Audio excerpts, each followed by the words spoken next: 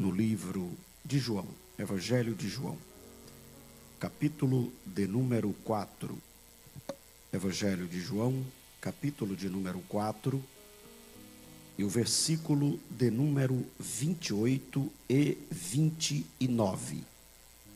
Evangelho de João, capítulo 4, versículo de número 28 e o versículo de número 29. Enquanto você encontra o texto, eu quero magnificar ao Senhor pela vida do pastor Giovanni, sua esposa, a irmã Michele, que nos dá a honra de me entregar o púlpito da igreja que Deus lhe confiou, para que eu seja porta-voz de uma palavra de Deus para a igreja do Senhor esta noite. Eu quero glorificar ao Senhor pela vida dele, glorificar ao Senhor pela vida do evangelista Amir, que é o secretário, líder de missões, toda a equipe, o presbítero Eliseu, que nos buscou hoje em Joinville, ministramos hoje pela manhã, ontem à noite e hoje pela manhã, foi muito cordial, muito amoroso, e eu quero glorificar ao Senhor. Eu fui tão bem recebido hoje pelas crianças ali na porta da igreja, que eu quase vou ficar por aqui, né? Foi muito bem recebido, e ser bem recebido é uma das primeiras estratégias evangelísticas. Existem pessoas que convidam o pecador, mas o pecador chega na igreja e é maltratado, às vezes com desdém, às vezes ninguém cumprimenta, aí o pecador diz: rapaz, eu não vou ficar aqui não, porque aqui eu não sou amado. Então a primeira estratégia evangelística é você tratar bem. Quando alguém vai para a missão transcultural, a gente aprende uma coisa: pregar é relacionamento. Quem não sabe se relacionar, fala sozinho. Porque aqui a gente está acostumado, todo mundo já é crente. Mas quando você chega num lugar que as pessoas não conhecem, primeiro eles dizem o seguinte: eu quero ver quem é você, para depois ouvir o que você fala. Eu não me interesso pelo que você diz antes de lhe conhecer. Porque se o que você falar você não vive, eu não dou atenção ao que você fala. Nesse teste aí já vai ficar um bocado de gente para trás.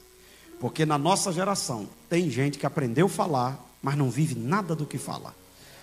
Fala bonito, aprendeu a dominar auditório, aprendeu oratória, tomou um bom curso e domina qualquer auditório. Mas aqui não é para quem sabe dominar o auditório. Aqui é para quem foi chamado pelo Deus daqueles que estão ali. Então, missão é relacional, né? Eu estive em alguns países que você não tem a liberdade que tem aqui, mas você começa ali: bom dia, boa tarde, tem um chá aqui, olá, e ele começa a perceber que a tua vida é diferente. Se Jesus não mudou sua vida, você não tem autoridade de oferecer ele para ninguém. Amém? Antes de você sentar, olhe para o seu irmão e diga: se Jesus não mudou você, como é que vai mudar os outros? Isso é muita hipocrisia, né? É igual aquelas pessoas que dizem assim: vem para Jesus que você vai ser feliz, e a cara desse tamanho, como? Aí o pecador olha e diz: mas por que não mudou a tua? Tu está feio, tu está revoltado, tu é ignorante, tu é mal educado, tu é infeliz, tu é depressivo. O evangelho primeiro tem que mudar aqui, aí depois ele reflete no exterior. E aí vai ter hora que você não vai precisar nem abrir a boca. Quando você passar, alguém diz: ali vai um homem de Deus, é uma mulher de Deus, é um servo de Deus. Isso é extraordinário. Não tem como falar de missão sem tratamento, né?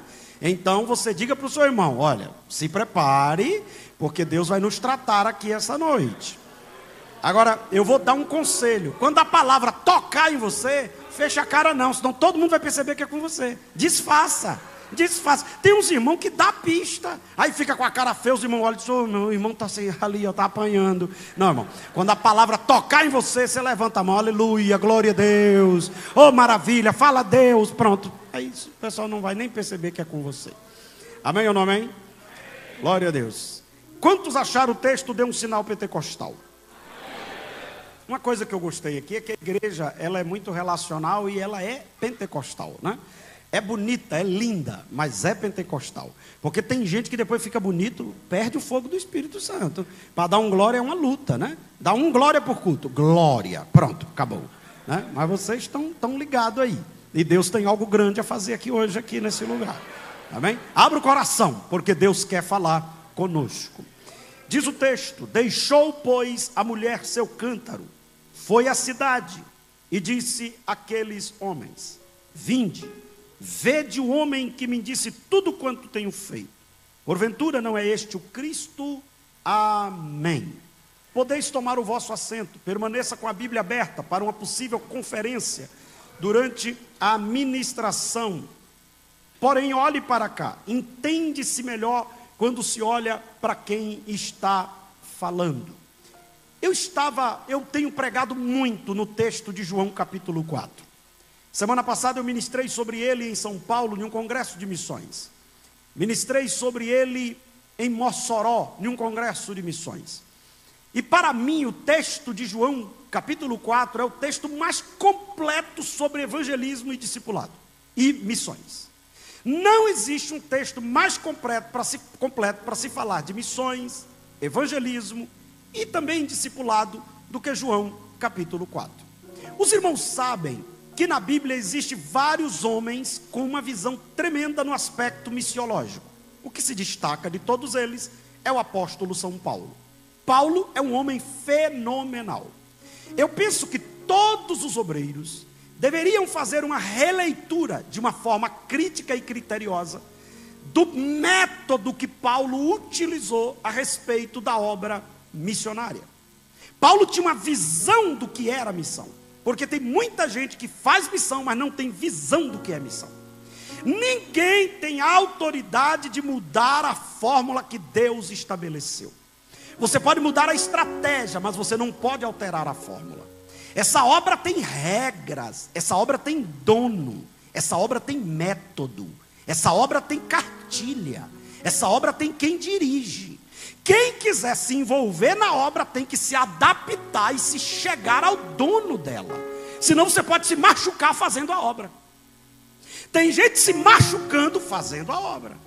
Eu teve um texto que eu tremo nas bases quando eu leio esse texto. Ele diz assim: maldito aquele que faz a obra do Senhor relaxadamente. Não é quem não faz, é quem faz de qualquer jeito. É quem faz do seu jeito. Eu quero fazer assim. Não, aqui o nosso eu não conta. O nosso eu aqui não vale. Inclusive, às vezes alguém pensa assim: por que fulano passa tanta luta? É porque quanto mais resistente for o vaso, Deus tem que quebrar ele. Porque na obra é o seguinte: você vai ter que ir ou naturalmente ou naturalmente. Naturalmente você vai inteiro, naturalmente você vai quebrado. Agora Deus não vai deixar seu eu atrapalhar a obra que Ele tem para fazer na sua vida. Pode observar que quanto maior a chamada, existe uma desconstrução de Deus em nós. Enquanto você tiver Deus não aparece. Aí Deus vai quebrando eu. Aí uma hora você diz assim: não tem mais eu. Deus diz: gostei, agora venha que eu gostei, eu vou usar você. É igual aquelas pessoas muito chiques que têm o que falar. Eu tenho dito geralmente que pregador não pode ter mensagem. O pregador que tem mensagem, ele vai ser um problema para a igreja. O pregador é como um carteiro, ele recebe a mensagem. Eu não posso ter uma mensagem minha para entregar para vocês, porque a mensagem que é minha vai até o teu intelecto. A mensagem que vem do céu, ela mexe com você, ela traz uma transformação para você. Por isso que o pregador precisa orar. E eu tenho pregado muito sobre esse texto. E eu estava viajando, vindo para Joinville, e numa correria terrível, cansado, e eu tentei dar um cochilo. Cochilei. Daqui a pouco Deus disse assim: pode acordar que eu tenho uma mensagem para o Brusque. Eu acordei, peguei o meu celular e Deus me deu uma mensagem de hoje de manhã, hoje à noite, amanhã de manhã, amanhã à noite. Está aqui certinha e eu vou entregar do jeito que Deus me deu, e você vai tomar posse da palavra que Deus tem esta noite. Então esse texto é um texto fantástico, para que eu me atenha ao tema que eu vou ministrar esta manhã, esta noite. Eu vou observar já no versículo 28. Eu não vou observar todo o contexto que levou Jesus a Samaria, porque a igreja que é muito bem ensinada, e vocês sabem muito bem de todo o contexto, da briga, do preconceito cultural, religioso. Era 500 anos de briga, desde a época de Roboão, quando ele não teve habilidade para lidar, e Jeroboão conseguiu dividir o trono, e ali é uma divisão esquisita, que ficou 80% com rebelde, e o rei só ficou com 20%, faltou habilidade para lidar com aquilo ali, e Jesus agora quebra todos os paradigmas. Não existe a possibilidade de fazer você missão cheio de paradigmas. Não, porque isso aqui não pode, porque isso aqui não tem, porque isso aqui não pode. Deus vai desconstruir você. Você vai chegar na África mesmo, tem uns irmãos que chegaram, não, porque não pode. A primeira vez que eu fui na África, eu preguei numa vigília, fui para São Paulo e viajei, cheguei na África do Sul, e o missionário disse, não, pastor, tem um culto aqui, vamos para o culto. Eu pensei, 2 horas de culto, beleza. Aqui no Brasil é 2 horas, 3 horas de culto. Cheguei lá, 8 horas de culto. Eu digo, pronto, vou morrer. E não é 8 horas sentado, é 8 horas dançando, é 8 horas com apito, apitando, e pega você, bota num trenzinho, e você diz, não, mas o culto no Brasil é assim. É, mas lá tem que dançar, tem que ir pro trenzinho, tem que apitar um negócio de uns apitos doidos lá, e Deus opera. Você diz, meu Deus, o que é isso? Missões. Quando você vê alguém todo certinho, ele não dá certo na obra missionária. Cumprimento a amada, inerrante, infalível. Não dá para missão. Não. Isso aí ele dá para ser artista, dá para pregar em lugar chique, que as pessoas querem ouvir um artista. Não. Missão você tem que ser o mais simples possível. Mesmo porque o evangelho de Jesus é simples. Quem complica ele é os homens que têm a sede de se exibir. Mas quem tem que aparecer não é o homem, é ele. Então você fala e ele faz. Simplicidade, o evangelho é simples. E eu fiquei ali 8 horas de culto. Eu digo, meu Deus do céu. E dá para você pregar, e você canta e tal. Quando os irmãos vieram, foram cantando de volta em cima do carro. E quando desceu na porta da igreja, disse, pastor, dá para aumentar mais tempo, porque esse culto é muito pouco? Eu digo, vai me matar. Não é impossível um negócio desse. 8 horas não foi suficiente. No outro dia, 9 horas de culto. Tem uma coisinha que os pastores, obreiros, cristãos do Brasil precisam aprender com o africano. 3 coisas. Quantas coisas? 3. Primeiro, adorar. Ninguém adora como o africano. Eu nunca vi uma coisa daquela. Eles adoram, não é pelo que tem, porque não tem piso a igreja. Eles não, em algumas aldeias não tem nada. Mas se você não mandar parar, eles cantam a noite toda e emendam o outro dia. Canta como ninguém. Eu nunca vi uma coisa daquela. Segundo, eles têm prazer em ofertar. Eu nunca vi uma alegria de um povo que não tem nada e ama ofertar. Aqui no Brasil, aqui não. Porque se eu soubesse que aqui tem, eu não ia falar uma tragédia dessa. Aqui não. Tem gente que fica alegre o culto todo. Na hora da oferta, ele fica possuído, revoltado, está repreendido, já começou, né? Tem uns que dá a moeda com tanta raiva que a moeda fura a salva, e aí ele vai, pega de volta e bota no bolso. É uma tragédia. Eu nunca vi uma coisa dessa na minha vida, né? Existe uma outra coisa também interessante. Quando eles vão ofertar, olha que coisa, a primeira vez que eu fui em Moçambique, eu fiquei constrangido, porque depois que eu terminei de pregar, aí ele disse, agora o pregador, o pastor, vinha para frente para os irmãos trazer os presentes e a oferta para você. Eu digo, não, meu irmão, pelo amor de Deus. Eu via como aquele povo morava, e aí daqui a pouco vem galinha, vem porco. Eu digo, meu Deus, e o que eu vou fazer? E o missionário disse para mim, se o senhor não quiser ter problema, desça e aceite. Depois o senhor pode até me dar. Eu digo, sim, entendi. Entendi, porque não dá para o senhor levar. Mas aceite, porque eles entendem o seguinte, e isso é princípio bíblico, que em nome de combater os treiteiros, como eu chamo na Bahia, a gente tirou a honra. Paulo diz assim, reparta com os que dar a vocês coisas espirituais, reparta coisas materiais. E aí eles vêm e trazem aquilo tudo, a maior alegria do mundo. Terceira coisa que muitos de nós precisamos aprender com o africano, respeito à autoridade pastoral. Para eles, pastor é o pai. Pastor falou, ouça o pastor. Aqui não, aqui no Brasil, o pastor está falando, oh Jesus, tem misericórdia. Começou, Jesus, começou. Né? Aqui não tem essas coisas, eu estou falando lá pela banda do Nordeste, né? E aí o que acontece? Muitas das vezes termina perdendo a bênção de Deus na vida que existe em cima de princípios. Deus não tem filho preferido, Deus tem filhos. Deus não quebra princípio para abençoar um filho. Deus age por princípio. Quer ver uma coisa? Lei da semeadura. Não adianta plantar melancia e ficar orando para Deus dar machixe. Não existe. Plantou melancia, vai colher melancia. Tem gente que é assim, planta tudo errado, depois fica, vai lá Jesus, vai lá, desfaz Jesus. Desfaz, pai, desfaz. Entra com providência. Deus dizendo, eu não, quem plantou foi você, colha. Lei da semeadura, eu colho aquilo que eu planto. Então esse texto de João capítulo 4, ele é um texto fenomenal, porque diante de tudo que existe a introdução para você entender João capítulo 4, existe agora a ação de Deus ali naquele lugar. Primeiro, que tem coisas que o pastor, para fazer, não pode ficar pedindo conselho a ninguém, senão tem gente que atrapalha tudo. Eu acho que o senhor não deveria, eu acho que o senhor... Se Jesus chegasse assim, Pedro, você acha que eu devo passar por Samaria? Não, o sangue de Jesus tem... Ó Senhor, aquele povo, Senhor, aquele povo. Ô Tomé, você... Eu não creio, Senhor, eu não creio que o senhor está querendo fazer uma tragédia dessa. João, ó Senhor, eu amo muito, mas aquele povo é difícil amar. Aí o texto diz que Jesus não conversou com ninguém. Bora pessoal, estou indo passar por Samaria. Eles passaram, não foi gostando. E o que eu amo é que Jesus não precisa que você goste para fazer o que Ele quer. Jesus não precisa.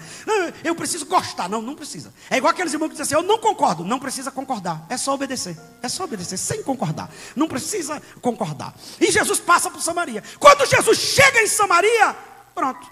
Os discípulos estavam por ali, Jesus disse, ô pessoal, dá para vocês ir à cidade comprar comida? Porque eles estavam tão fora de sintonia. A pior coisa do mundo é você estar em um processo espiritual com pessoas carnais próximo de você. Ele não entende nada. Ele atrapalha o processo. Jesus disse, para não atrapalhar, vá comprar comida, deixa eu aqui sozinho. Quando Jesus estava lá, meio-dia, quem é que chega? Uma mulher. E essa mulher, quem é ela? Uma mulher que não tem muita moral. Tem gente que diz que a mulher samaritana era prostituta. Não, ela não era prostituta. Ela tinha uma vida complicada.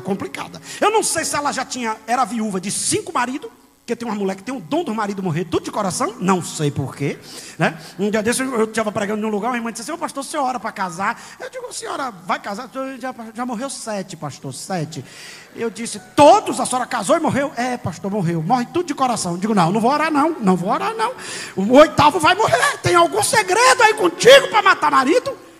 Não sei o que é que tem. Mas o certo é que aquela mulher, ela tinha tido 5 e o que ela tinha não era dela. Ou seja, era uma mulher que tinha alguns problemas sérios, moral, até pelo horário que ela vai pegar água. Se você olhar à luz da Bíblia, existia o horário de uma mulher digna de família ir pegar água. Está escrito na Bíblia. Não era aquele horário. Quem já teve em Israel aqui, sabe, meio-dia é quase intransitável num lugar daquele ali. O que ela estava fazendo? Ela não tinha condição de ir com as outras mulheres. Ela vai em uma hora imprópria, sozinha. Mas quando ela chega no poço, quem está no poço? O autor da vida, o mestre dos mestres, o salvador da humanidade. O interessante é que tem gente que não entra em alguns lugares para pregar o evangelho e Jesus entra para salvar. Aí a pergunta é, você é mais crente que Jesus? Pergunta para o seu irmão, tu é mais crente que Jesus, vaso? Tu é mais crente que Jesus? Porque tem lugar que eu não entro aí. E Jesus está dizendo, mas eu entro para salvar, para perdoar, para transformar, para fazer. E o interessante é que Jesus bate um papo com aquela mulher. E isso é fantástico. Porque pregar o evangelho não é começar com teologia. Pregar o evangelho é começar com relacionamento. Se você chega a esse que eu te digo, mulher, assim te digo, sou o Messias, tira a sandália dos pés porque vai descer um fogo aqui daqui a pouco. Eu sou demais, não se aproxima. A mulher dizia, é perigoso, tem um homem perigoso no poço. Existem pessoas que ele vai pregar o evangelho e ele complica tudo. Eu digo sempre que se alguns irmãos estivessem no lugar de Paulo, o carcereiro se matava. O carcereiro pergunta assim, o que é que eu faço para ser salvo? O cara diz, rapaz, você quer ser salvo? Você não pode. Quando terminasse, o cara diz, eu vou me matar que é melhor. Você é doido, rapaz, esse negócio de ser crente é complicado. Agora, olha o que Jesus diz, o que Paulo diz, crê.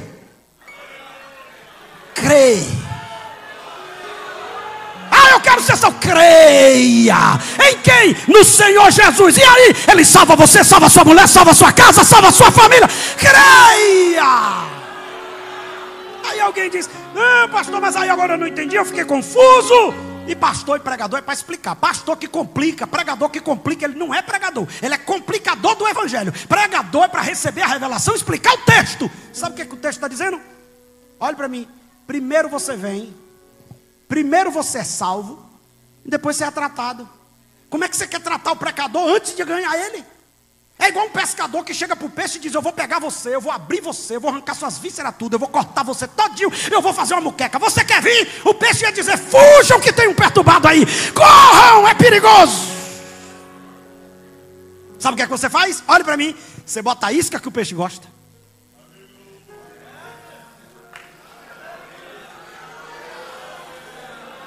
Tem peixe, irmão, tem peixe que você bota uma minhoquinha, ele vem. Tem peixe que você pega vísceras de galinha, ele vem. Tem peixe que só vem com camarão.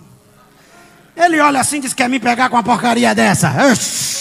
Aí você vai lá, bota o peixe, ó, a isca. Não pode chegar batendo na água. Tem que ter extrato, não assusta os peixes. E tem que ter paciência para o peixe pegar a isca. E depois tem que ter jeito para puxar o peixe. Agora, depois que o peixinho está na mão, aí você decide se vai ser muqueca, ensopado, frito, assado, desfiado. Olhe para mim, primeiro a gente ganha. É para isso que depois tem discipulado, tem escola dominical, tem culto de doutrina. Tem gente que tem 20 anos de crente, está aprendendo a ser crente agora.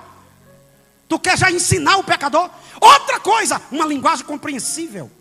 Jesus não chegou, é isso que eu te digo. É igual um irmão que foi pregar num lugar bem humilde. Chegou lá: saúdo aí, né, a morena queimada com o sol da justiça.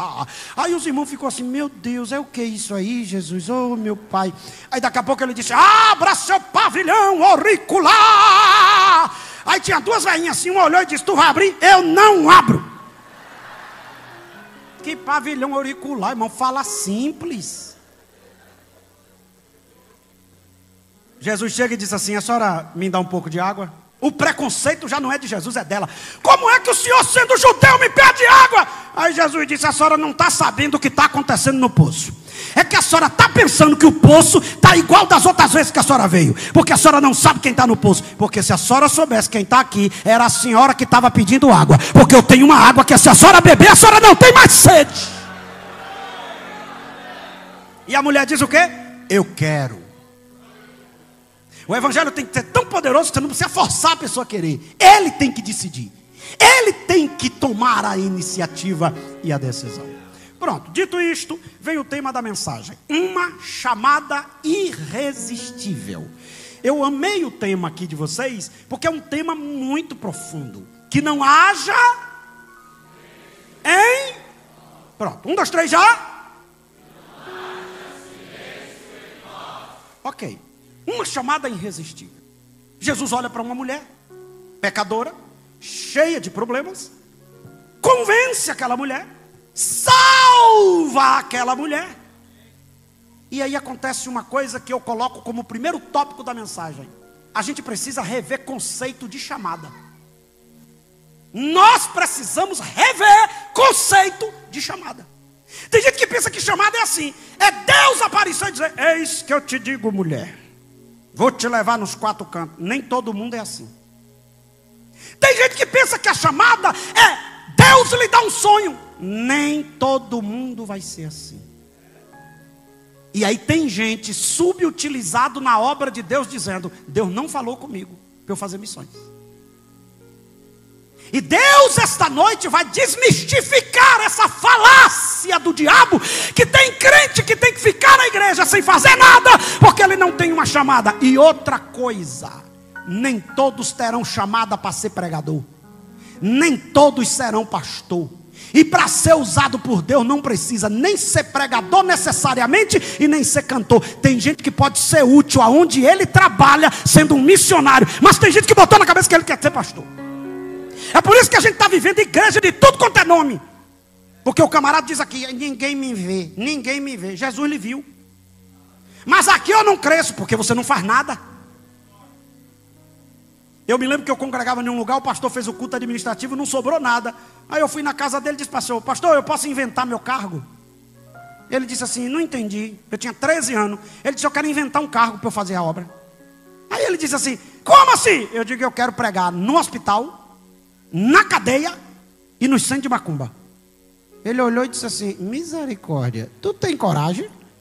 Eu digo: debaixo da sua bênção. Ele disse: está abençoado. Eu peguei 10 meninos e levei para para evangelizar. Terça-feira no hospital, quinta-feira na cadeia e domingo à tarde no centro de feitiçaria. Nunca tive problema com ninguém, porque eu não ia falar a religião dos outros, eu ia falar de Jesus. Um dia eu cheguei num lugar, o cara disse: é muito ousadia você entrar aqui. Eu disse: é muito amor, meu senhor, é muito amor no coração, que eu vim aqui dizer o que Jesus fez pelo senhor. Muitas pessoas estão paralisadas, porque não teve uma chamada impactante, como ele viu o testemunho de alguém. Por exemplo, Deus falou comigo que eu seria pastor com 7 anos de idade.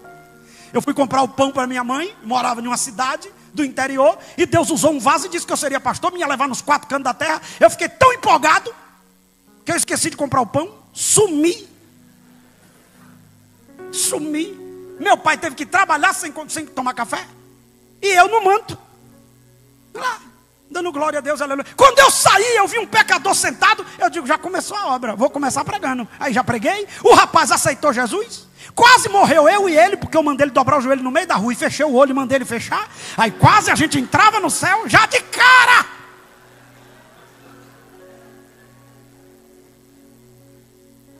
Olhe para mim. Aonde está escrito que Jesus mandou aquela mulher evangelizar a cidade de Sicá? Eu desafio aqui você a ler o João capítulo 4. Jesus a princípio mandou ela chamar o marido. E ela diz: eu não tenho. Jesus disse: falou a verdade, porque a senhora já teve 5 e o que a senhora tem não é seu. Mas Jesus não mandou ela evangelizar a cidade. Não mandou. O que foi que Jesus fez? Jesus mudou a vida dela. E aqui só vai entender quem está ligado. Olhe para mim. A mulher chega no poço com o vaso para pegar água. Passa pela cidade e alguém diz assim: não vale nada. Quando ela chega no poço, ela encontra Jesus. Jesus ressignifica a vida dela. Jesus dá uma paz a ela que ela nunca experimentou. Agora olha para mim. Os discípulos estavam fazendo feira. Quando chegaram com as compras, Jesus está conversando com a mulher. Eles ficaram horrorizados. Vou tratar isso amanhã. A mulher disse assim: ô senhor, profeta, o senhor me dá uma licença? O texto diz: e deixando o cântaro, ela foi à cidade. Eu vou dar uma descidinha aqui, que eu preciso olhar no rosto de alguns irmãos. Olha para mim. Sabe o que a mulher estava dizendo? Quem sabe como eu cheguei aqui? Sou eu. Quem sabe o fardo que eu estava carregando? Sou eu. Quem sabe a discriminação que eu vivo, porque ninguém conhece minha história, porque eu sou assim? Sou eu. Agora, quem sabe o que eu estou experimentando, também sou eu. E deve ter gente nessa cidade igual a mim. E eu não posso ficar calado, se no poço tem profeta. Por favor, já pirraçar pastor é perigoso, viu? Pega na mãozinha do irmãozinho e diga assim: como é que você consegue não falar o que ele fez? Como foi que você chegou aqui? Como foi que Jesus te alcançou? Ninguém te dava valor, ninguém te dava atenção, ninguém sabia quem era você. Quando você passava, alguém dizia que você era um bêbado, que você era uma prostituta. Aí Jesus te pegou, te limpou, te encheu, e agora vai!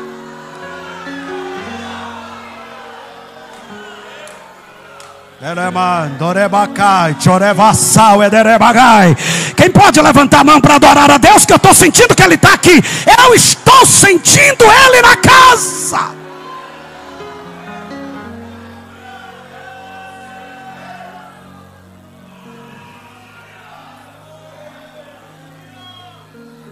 Ô pastor, mas eu não vou porque eu não sei pregar. Não precisa saber pregar para fazer missões.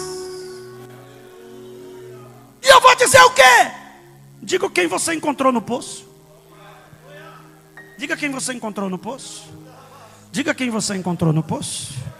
Diga quem você encontrou no poço. Diga quem você encontrou no poço.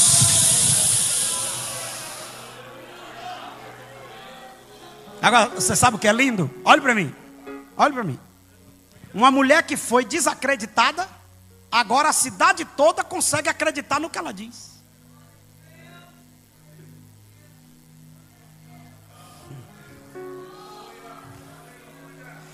O evangelho dá credibilidade. O evangelho dá nome a quem não tem nome. A mulher chega na cidade agora e diz assim: ó, moço, tem um profeta no poço. Ele contou minha vida toda. Vá lá. O cara disse: e é forte? Fortíssimo. Eu cheguei lá para pegar água, ele contou minha história toda. Inclusive revelou coisas que o senhor nem queira saber. Olha, vá para o poço, moço. Moça, vá para o poço. O texto diz: e a cidade.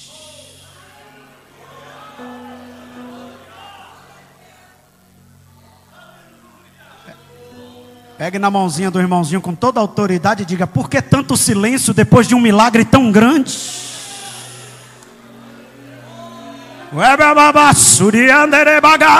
Por que tanto silêncio depois de tanto milagre que Deus fez em você?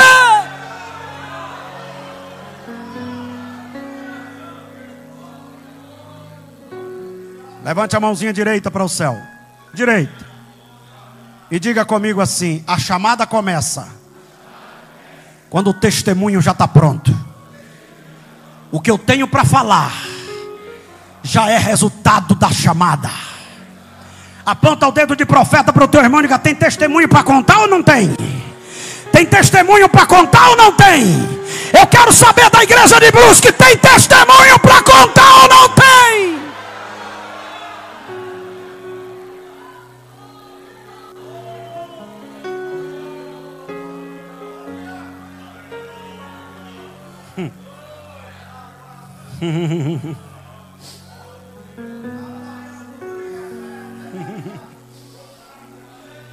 É uma chamada irresistível, mas elas às vezes não têm cara de chamada.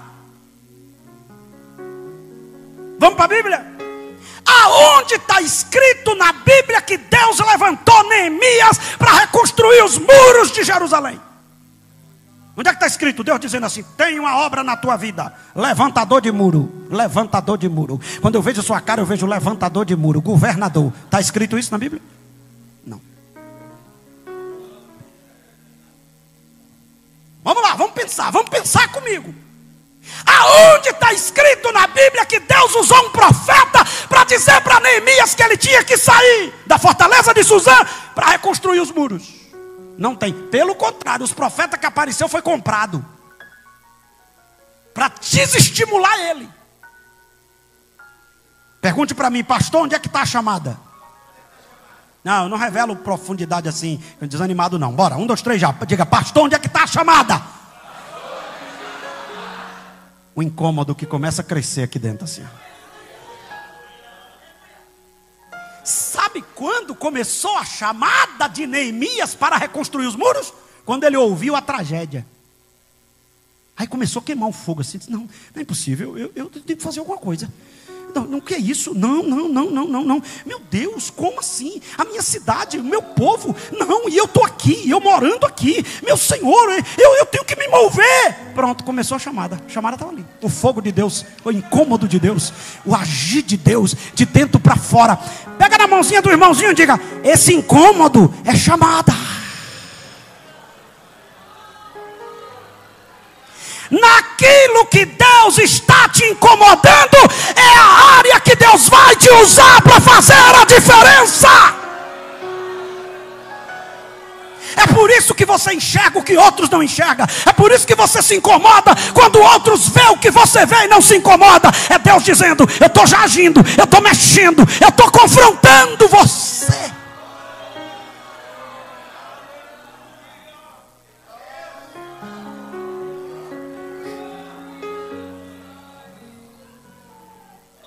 Sophia Miller. Em 1945, uma baixinha passou numa praça e viu um pregador pregando que Jesus amava ela. Ela entregou a vida a Jesus. Em 1949, ela fez um trabalho extraordinário aqui no Brasil, entre as tribos no Amazonas. 40 anos. Em 1997, antes de falecer, ela morando na Venezuela, uma jornalista perguntou: como se deu sua chamada?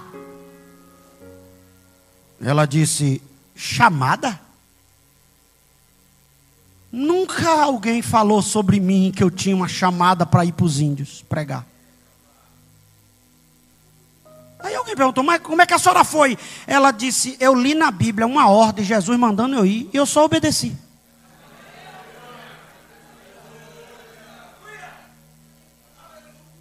É que tem gente na igreja que ele foi mal criado e ele está achando que Deus tem que paparicar ele. Filho, eu quero usar você. Você tem uma voz muito bonita. Essa voz... Não, Deus não faz isso não. Quem fica paparicando você foi sua mãe que não soube lhe criar. Jesus chega e diz assim: ô Jonas, vá para Nínive. Não vou não. Deus disse: está certo, é um direito seu. Agora que eu vou fazer você chegar em Nínive, eu vou. Antigamente eu dizia que Deus mandou 3,5. Agora Deus mandou 3 zap. Um para o vento, um para o mar e um para a reserva no hotel. Para o vento ele disse assim: sopre aonde está passando aquele navio. Para o mar ele disse: fique com raiva aonde o navio está passando.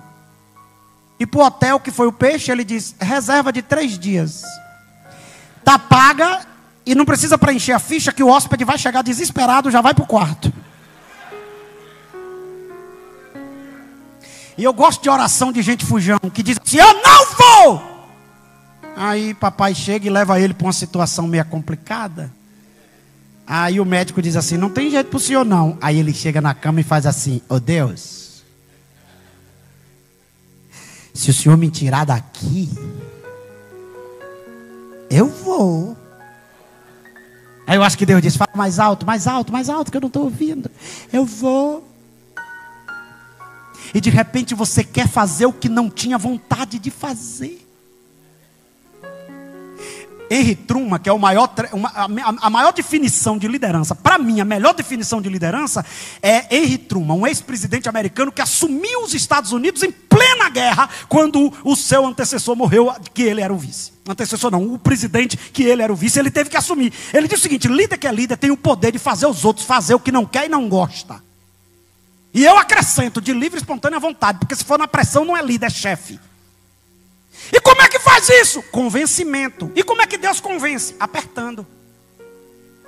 Deus aperta, você vai se aproximando dele. Deus aperta, você vai se aproximando dele. Deus aperta, você vai se aproximando dele. Quando você está colado com ele, ele diz: para onde o senhor me enviar eu vou. Deus diz: vá. Pega na mãozinha do irmãozinho e diga: vai numa boa, ou Deus vai ter que apertar alguma coisa a mais.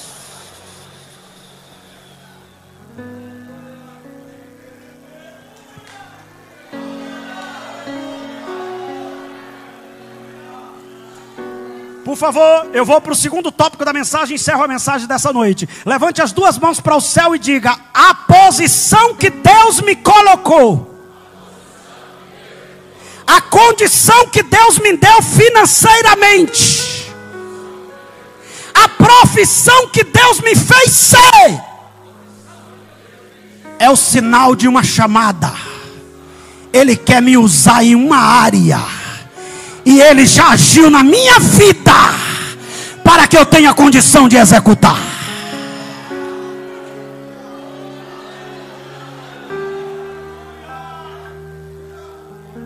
Quem tinha acesso ao governo da Pérsia naquela época? Neemias, copeiro. Ele precisava de carta. O copeiro, ele pede, o rei dá a ele. Olhe para mim, Deus nunca dá nada a alguém para benefício próprio. O que Deus lhe deu tem um propósito, e o propósito é o reino. Deus lhe fez ser algo, tem um propósito, é o reino. A condição que Deus lhe deu tem um propósito, é o reino. Agora, diferente dos muçulmanos, tem muito crente que precisa aprender. Quando eu estive na África, a gente estava construindo igreja de zinco, e do nada eu via um lugar muito bonito, e eu perguntei ao missionário: o que é aquilo? Ele disse: uma mesquita. Eu disse, por que o muçulmano constrói mesquita onde a gente tem que construir igreja de zinco? Ele disse, pastor, é que para o muçulmano tudo que ele tem foi Alá que deu. E a primeira coisa que ele tem que fazer é construir uma mesquita para Alá.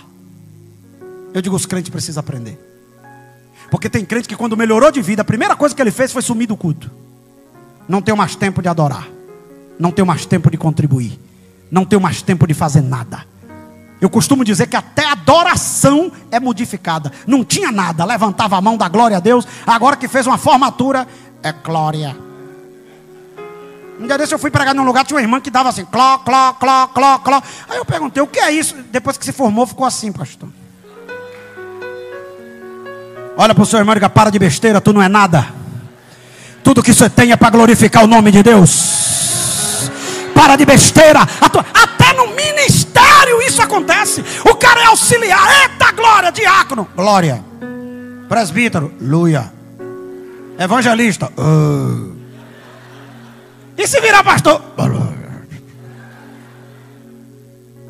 Olha para o seu irmão e diga, aí é que você tem que adorar. Porque você não merecia ter o que tem. Você não merecia estar onde está. Você não merecia. Foi graça.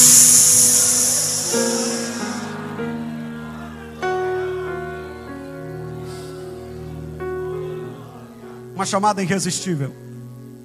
Repita comigo o segundo tópico e último da noite. Diga comigo assim, um silêncio ensurdecedor.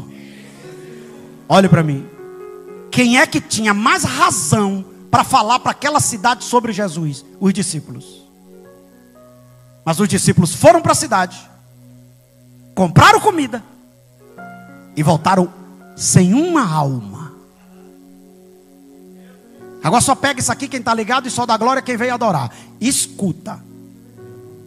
Se os discípulos não querem ganhar alma, Deus tem a desacreditada para ganhar.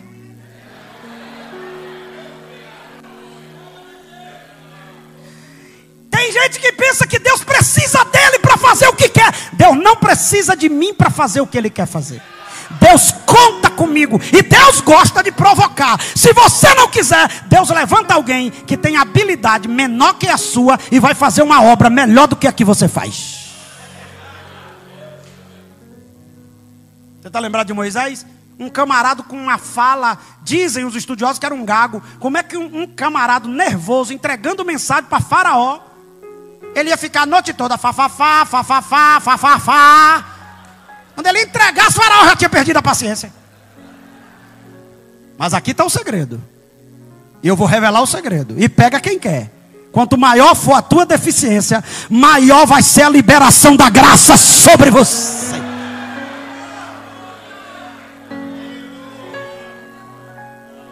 Depois você lê Êxodo capítulo 6 para você ver o que é que Deus fez com Moisés. Nem para Abraão Deus deu o que deu a Moisés. E Abraão era amigo dele. A Bíblia diz assim, Lucas 19:40. E digo a vocês, respondeu ele, se eles se calarem, as pedras clamarão. Silêncio. Irmão, tem gente que é filho de crente, estuda numa faculdade, nunca falou de Jesus. Aí uma meninazinha que aceitou Jesus um dia desse, está toda ainda sem tratar, e já chega dizendo, Jesus te ama, Jesus te ama.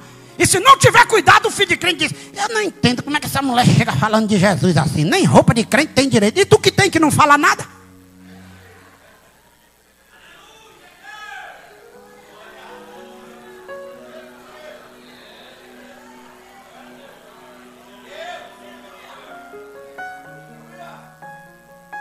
Silêncio. Jesus chega na casa de Simão, próximo à crucificação. Pega isso aqui e guarda. Todo mundo deu comida a Jesus, mas ninguém adorou. O protocolo é quebrado com uma mulher, com um vaso de alabastro. A mulher chega sem pedir licença. Porque depois que Deus fez o que fez na tua vida, você não precisa de licença de ninguém para adorar. Quem não gostar da sua adoração, mude de lugar, mas você vai adorar. Você não precisa, ei, mas eu posso dar glória. Não. Você não precisa de licença para pregar o evangelho. Você não precisa de licença para ser usado por Deus. Deus vai usar você gostando eles ou não. Ela pegou o vaso.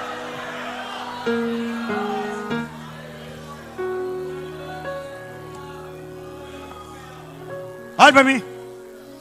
Quem é pastor Giovanni que tinha todos os motivos para olhar para Jesus na casa e dizer: grande, grande, grande, Senhor, maravilhoso? Eram os discípulos, tudo calado. Aí chega uma mulher com um vaso e não diz assim: ô Judas, problemático, eu posso quebrar o vaso sobre ele? Não, ela chegou e disse: o vaso é meu e ele é meu Senhor. Ela chegou, pegou o vaso e pá, quebrou. Vai fazer uma continha, esse vaso hoje custa uns 60 mil reais. O nardo, porque ali era 2 produtos importados. O alabastro era do Egito e o nardo puro era da Índia. Ali era uma forma de economia, já que não tinha o sistema que tem hoje. E ali era para a mulher que ela guardava para a noite de núpcia, para jogar sobre o leito. Mas também era uma forma de embalsamar. Ela olha e diz: é ele, é ele. E é a última vez que eu vou vê-lo. Ele vai morrer, ele vai se entregar. Então eu tenho que fazer minha entrega hoje. Ela pegou o vaso e... Olhe para mim, senhores missionários, não se iluda que quando você levantar para fazer o que ninguém faz, não pense que todo mundo vai lhe aplaudir. Tem gente que vai ficar olhando dizendo: para que isso? Para que isso? Eu não estou entendendo, para que isso? Para que negócio de missão? Eu não gostei. A mulher quebrou o vaso de alabastro. O que Judas faz? Senhor, queria dar minha opinião.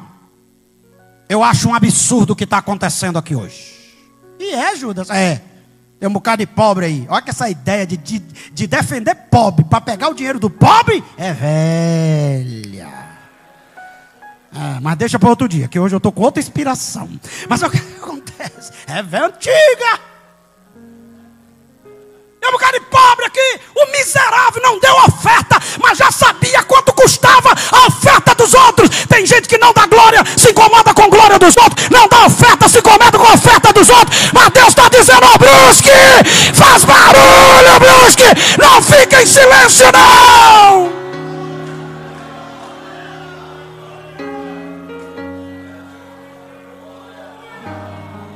Eu amo o Senhor porque Ele não fica sem dar resposta. É porque assim tem um bocado de pobre. Aí Jesus olhou e disse assim: ô irmão Judas, de quem é o vaso que ela quebrou? É dela.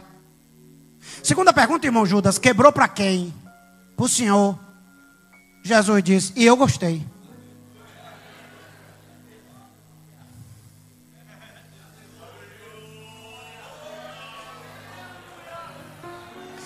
Eu vou parar de evangelizar porque teve alguém que disse que não gosta. Você está evangelizando para o irmão ou para Jesus? Então, continua. Eu vou parar de pregar que o irmão disse que não gosta da minha mensagem. Você está pregando para agradar ou você está pregando para fazer a vontade de Deus? Então continua pregando. Deus vai fazer uma coisa aqui em 1 minuto. E eu devolvo o microfone que meu tempo já passou. Se coloque de pé, por favor.